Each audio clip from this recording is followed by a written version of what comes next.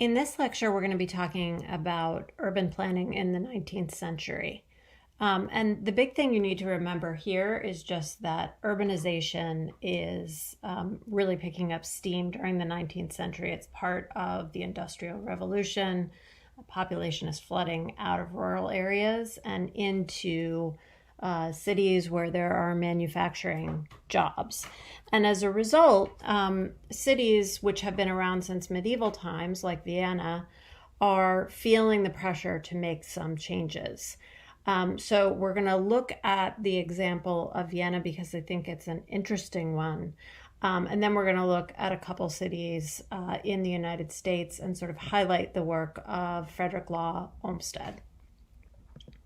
All right, so in Vienna, and we saw this slide in the first lecture, what you have is an old city.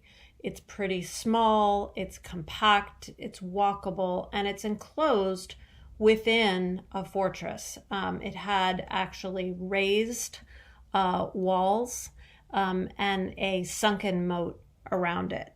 So as the city grows, this becomes actually a barrier. So while it was important for defensive purposes in the past, in the present, it's actually sort of an impediment and it's getting in the way. And this was very visible during the Napoleonic era when the old city walls actually proved to be no impediment to Napoleon entering the city, but the walls were getting in the way of daily life for people coming in and out of the city to work. So it really was time to remove the old walls. And as a matter of fact, the old walls had already been partially leveled and sort of reused as kind of recreational space. There was grass planted up on the old ramparts, which is called the glacis in Vienna. This is the spelling here on this slide. So you could see here, these are the old city walls, but they're really not being used for any military purpose now. They've already been planted in a sort of park-like way. And to the extent that even there were even sort of refreshment stands. You could buy lemonades or ice cream or have a cup of tea up on the old towers that connected the ramparts. So it truly had already been converted, in a sense, to a public park, to a recreational space, but it wasn't particularly easy for people to get across who were trying to commute into the city for work and then return to the more outlying districts to sleep. So you can learn a lot more about this history at this link that I put in. There's a very nice little kind of like illustrated slide history that gives you a lot more detail about what this area was like before the changes that we're going to be talking about here. I put in these maps just so you can see this view on the left shows you what the city of Vienna looked like in the middle of the 19th century. So you essentially have a small, dense urban district in the center. Then you have these old military fortifications, which are ringing the city, and which are becoming somewhat of an obstruction, and they're just not, they're not providing all the value that they could, yet they're right in the middle of everything. This is today central Vienna. So something had to be done. So this is an era where it isn't urban planning in a modern sense, because what happens is the Austro-Hungarian Empire is ruled by the Habsburgs. So you can see the Habsburg Emperor in a photograph here on the left. Franz Josef says, we're going to remove these old fortifications. And I'm going to hold a competition for a ring street, which is Ringstrasse in German, that is going to occupy the place where the old fortifications had been. The plan that is selected actually goes farther and says, in addition to creating circulation, right? So creating a ring road here where traffic, we're going to have broad boulevards where traffic can move in both directions. We're going to have all kinds of new housing, which we're going to finance through private-public partnership by providing tax breaks for developers who create housing and apartment buildings all along the ring. But the city is going to build public buildings, and we're going to landscape the whole thing with a beautiful series of parks. So it's a very broad vision for remaking what had become a sort of outmoded element that was no longer useful, and remaking it in a new image, using that space for a new project. And that's one of the reasons I wanted to talk about Vienna specifically with us is when you think about our existing cities, we often feel, well, they are just the way they are and we can't really make changes to them. We can't use the space that's in them in a different way. But the truth is that we can make that decision. And the Ringstrasse is a great example of that having been done quite successfully historically. So you might even think about the conversion of Times Square into open space, the removal of streets and the repurposing of those streets into an urban public park. It's on a smaller scale. The ring is quite a bit bigger than Times Square, but it's that same idea. It's reusing existing space for a different function. So here you can see in 1860, the emperor sends out sort of a Christmas card with the new city plan. So you can see the central district, the existing fabric is sort of in black and white here. And new construction is depicted in this sort of salmon pink color. And the new parks and green spaces, new avenues. You can see mostly very formal parks with traditional alleys and traditional gardens have been laid out throughout the Ring district. And this is essentially what the Ring becomes.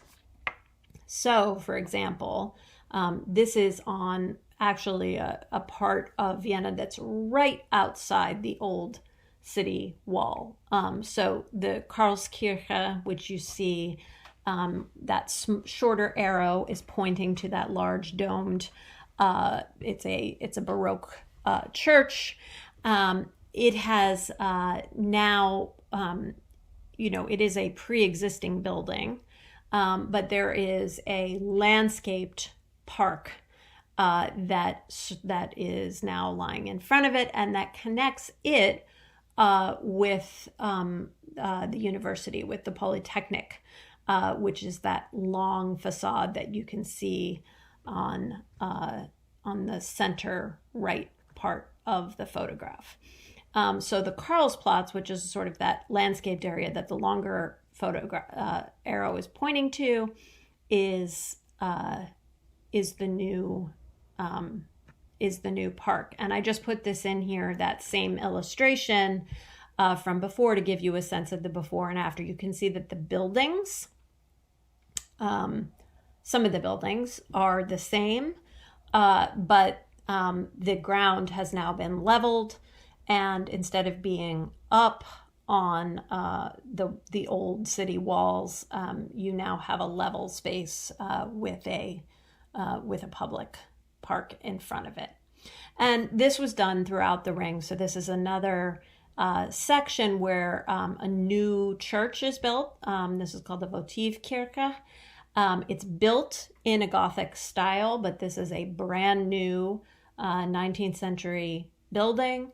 And you can see the formal gardens and walkways of the Maximilian Platz that are laid out next to it. And of course, you can also see here at the lower left the Ringstrasse curving around. So just one more example of this. A new public building that is built in Vienna at this time is the Parliament building.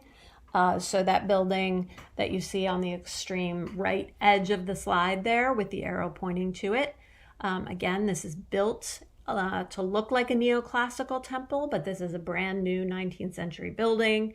And it is now facing a lovely park called the Volksgarten or the People's Garden. So throughout the Ring district, this is the kind of approach that was pursued. And as I mentioned, private landlords were also incentivized to build residential buildings throughout this district to enhance it as well. So hopefully you can kind of test yourself here looking at this aerial view of contemporary Vienna.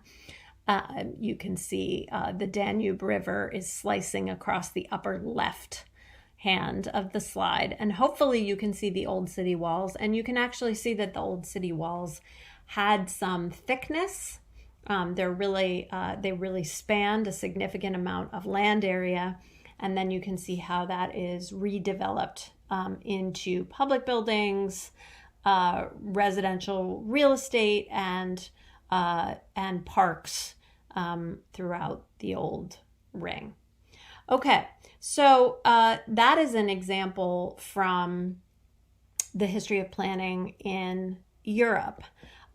In the United States, the situation is somewhat different because there aren't that many old cities. And the cities that we have, like the existing city of Boston or Charleston or New York or Philadelphia, they're relatively small cities. And there is now going to be this phase of incredible growth. So to give you a sense of what an early view of Manhattan, and this is actually a recreated illustration after a map of 1660. If you rotated this 90 degrees so that the green space was facing north, that would look more like the way we normally depict the island of Manhattan. So this is the very tip of the island of Manhattan. This is the oldest part of the city. You can see why it gets, the very tip of Manhattan gets its nickname, the Battery, because you can see that old fortification, that old fortress down there where guns were mounted at the fort to protect the island from attack. And you can also see the small, irregular development of lower Manhattan. And this is really the very southern tip of Manhattan. So the rest of Manhattan at this point was green. And slowly you start to see farms, for example, being built up.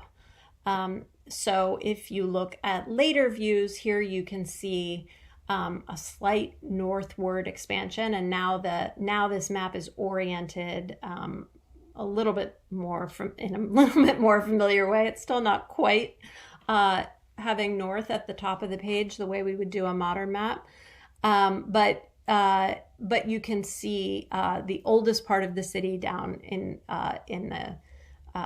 the Wall Street area, and what today is the Wall Street area financial district. And you can see it's starting to actually push north into like the Canal Street area.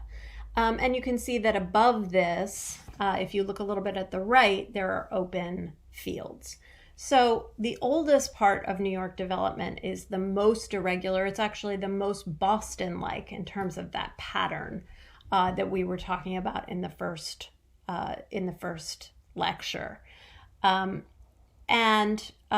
what is going to happen in the 19th century is that the city above 14th Street they're going to create the grid that maps out the territory above 14th Street and creates a regular pattern of development.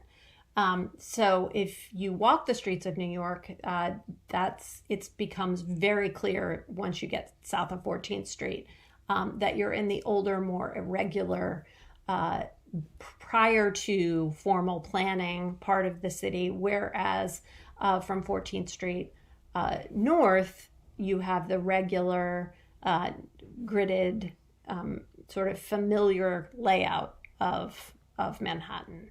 And that has to do with the age of these different portions of the city. Okay, so what starts happening, and you can see it here in this chart, is urbanization is happening in the United States just as it's happening in Europe as well. The first census in the United States is taken in 1790, and that's why that's the starting point on the horizontal axis of this graph. So you can see that under 10% of the United States is urban in the beginning of the nation's history. That number keeps climbing throughout the decades. And one of the places where that growth is particularly steep is in the 1840s, 50s, and 60s. You can see the numbers really climbing there. That is when there begins to be a thought that it is important to set land aside to create public parks, so that there will be some public amenities in a city like New York, and not everything will be developed wall to wall.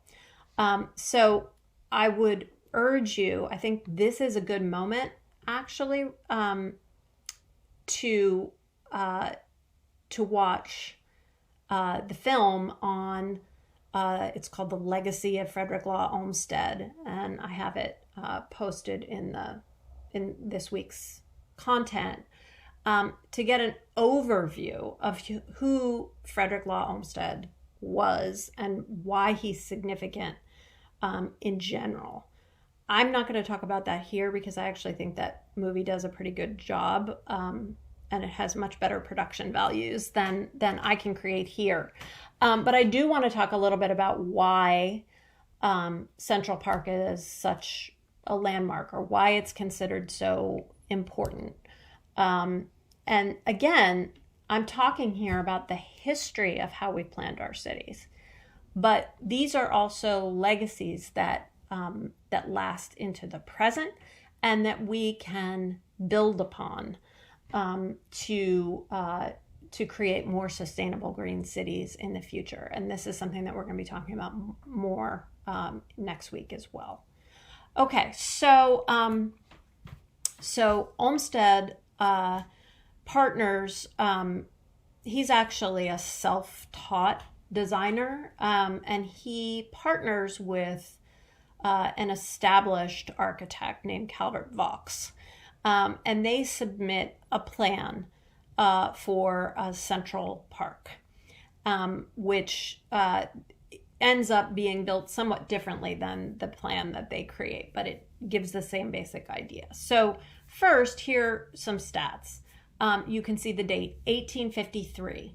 The New York State Legislature is thinking ahead. They're actually proactively thinking ahead. And they're buying a huge area of land, right? Which you can see in this aerial view today. Really impressive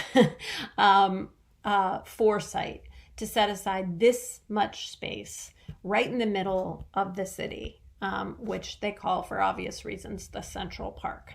And I just want to point out that this purchase was fabulously expensive.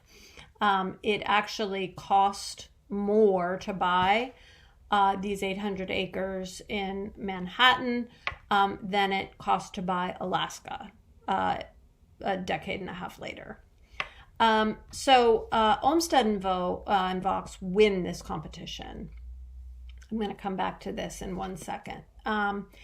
And the reason why they win, there are a number of reasons.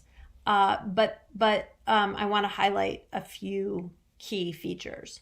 They call their plan the Greensward plan.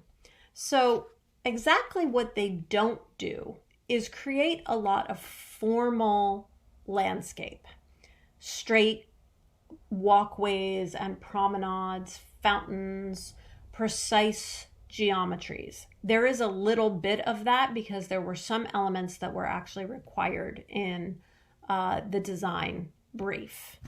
But for the most part, and you can actually even see it in this drawing, which is the Greensward plan, you can see that the paths curve, that the terrain is irregular. They're building in water features, hills, and creating a sort of picturesque space that you travel through, not a sort of formal plan. And the part of the plan that is formal, let me see if I can get my pointer here. Yeah, is right here. And I'll show you that in 1 second. But that is really the only part of the plan that is similar, for example, to the parks in Vienna. And that part was actually required in the brief. Okay, another key thing that they do is they know that they're going to have to allow traffic to come across the park. But they make a very smart decision, which is to prioritize the pedestrian experience of the park. So the crosstown traffic goes through the park, but it is sort of walled off and it goes below grade so that the pedestrian paths are not interrupted. So there's no cars. There are cars rushing past, but you're not terribly conscious of them when you're in the park. So what happens is the experience of nature, the experience of being on foot in the park is prioritized over the traffic. Now, those of you who are New Yorkers know that this is a fateful decision, right? Because it's what makes the park so great. It also means it's very hard to get across the park, right? It's crosstown traffic tends to snarl at these crossings across the park. It is not easy to get across the park. It takes a long time. So it does actually create quite a barrier in that sense to car traffic. But that reflects the priorities of Olmsted and Vaux in creating the plan, and that it gives it's an undeniable sort of feature of why the park is great is the park is being prioritized, not the traffic crossings. Okay, so here you can see this sort of terraced set of steps that come down to the pond. You can see the formal alley of trees up here on the hill. This is another view of the alley, and this is the only intentionally straight line in Central Park. So what that tells you is that Olmsted and Vaux are working with a very different style of landscape. It's a style called picturesque, which heightens the experience of someone on foot or on a bicycle or, rollerblades. As you move, the vistas change. You can't take it all in at once with your eye. You move through space and what you see changes. So it creates enormous sense of variety within the space. as opposed to that formal geometrical planning that's being used in Vienna. The other thing that Olmsted and Vaux do is create topography. They bring in an enormous amount of soil to create hills. They bring in rocks. They move rocks around. They run water features through the park. So you have a sense of terrain changing, different levels. You're moving up and down. And this is another very picturesque feature of why this park remains very beloved today. Okay, so now I want to come back to the Little Seneca Village here film. This would be a good point to pause and watch that because there is an interesting history of what was in this 843 acres, and particularly it's actually sort of a small section on the west side of the park. I think it's in like the mid 70s or 80s on the west side of the park is where Seneca Village was. So this is a community that fell victim to the planning of this park. So it's not really correct to say, right, that there was nothing here but farmland. There actually was a really interesting community in this area. So the film is short. I think it's 6 minutes, maybe 8 minutes, and it tells you about that history. And that I think is really important in tying into some of the other discussions that we have had about the interstates. And the way that the interstates tended to be routed through poorer neighborhoods, minority neighborhoods, neighborhoods with less political clout that really suffered as a result of the development of the interstates. So that was actually true even back in the 19th century with the development of Central Park. All right, so I also wanted to talk briefly about the case of Chicago, and then I'll just mention at the end the case of Boston, because Olmsted actually played a role in both of these cities as well. He's someone who really had influence across many, many cities in the U.S. The Chicago parks, I'm going to try to compress this because I have a lot in here. But let me just say that the impetus for the development of parkland in Chicago actually started with specific public health concerns and sanitary concerns. So you have a doctor who was very unnerved by the fact that there was a cemetery basically right on the shores of Lake Michigan. And this is sort of on the north side in Chicago. He was very clear that that was a public health risk, and that there was no way that that was a good site for a cemetery. And he actually did research to prove this and got everyone to realize that was not a good idea and to agree to move the cemetery. So the cemetery was moved. Then there becomes the question of what do we do with the land where the cemetery was.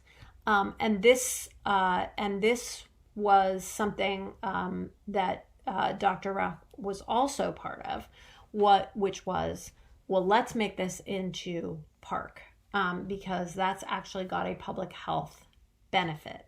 So you can see that some of the same issues that we have been talking about with public health concerns, both in terms of toxins, waste problems, but also in terms of benefits from being outside, benefits from being in nature, this has a longer history. And you can see this in the development of the first Chicago parks. So the city agrees to set aside 60 acres on the north side This is originally called Lake Park because it's right next to the lake, but it's ever after known as Lincoln Park. So what happens is Lincoln Park, unsurprisingly, in the wealthier northern part of Chicago, is the first part to get built. And this includes the construction of Lakeshore Drive. It includes the building of the Lincoln Park Zoo. So you can see here on this map, as you move northward up Lakeside Drive. Let's see if I can get my little guy to come back. Where did he go? Here he is. Okay, so we're talking about right here, right? So Lakeshore Drive is heading northward. You have nice ponds being built. You have the zoo being put in. All of this is beach, right? So it's a really lovely addition to this neighborhood, and this is what it looks like from the air today. Beautiful parkland, beautiful beaches, and there's another view of what this all looks like, and you can see from this view that it's really not at all far from downtown. Okay, so at the based on the success of this park and the fact that it really becomes this asset to the city, it becomes clear that the other parts of Chicago, so that there should be parks to the west, and there should be parks to the south. There should not only be Lincoln Park. It is unequal, right?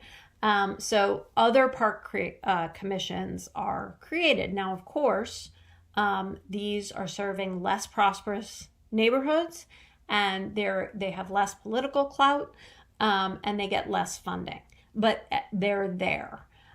So the land is set aside. So you can see that what the West Park Commission did was to build the parks in phases. And to kind of create a slower rollout of their plans. So by 1877, each of the three future parks had some acreage, some small amount, and some of the parks were beginning to be a bit more developed. These parks were not they did not have prime real estate. They were not on the lakeshore, obviously, since they were sited to the west. And the sites were not promising. So the architect who was in charge of this described the sites as devoid of, quote, a single suggestion for the design of the future park. In other words, there was no natural features that suggested a theme or that anything belonged somewhere more than anything else. He even said that they lacked a single tree worthy of preservation. So one of the things that was going wrong in this area was very swampy soil. So a lot of soil was brought in. A system of lagoons was created to create drainage. And Jens Jensen started to work on these sites, and he's someone who is an interesting figure in the history of landscape architecture. He's someone who early on started advocating for the use of native plants, and not for importing sort of ornamental plants from Europe, but using the native prairie plants that would thrive in the Illinois environment. Okay, so you can see here, Jenny is building in some of these kind of picturesque features.